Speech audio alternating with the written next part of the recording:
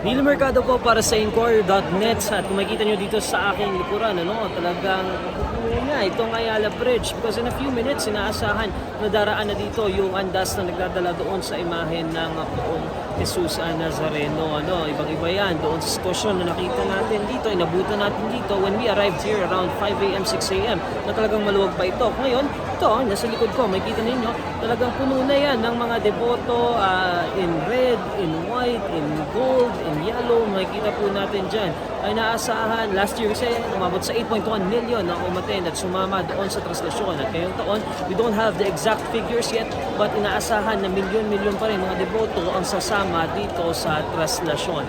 Last year, umabot ng almost 21 hours yung naging prosesyon at the organizers are hoping na ngayong taon mas mapapabilis ito. At the rate that we are going, napapansin natin na we're pretty much observing the same pace na naranasan natin itong mga nakaraang taon at despite yan doon sa mga ilang changes na ginawa nila doon sa andas na nagdadala doon sa imahen ng Poong Nazareno. Kung makikita po ninyo dito, nakatabay na rin yung ating mga kapulisan to monitor yung security dito sa area. May mga naka-standby din dito na mga ambulansya, mga fire trucks in case of emergency. Meron din mga first aid stations dito.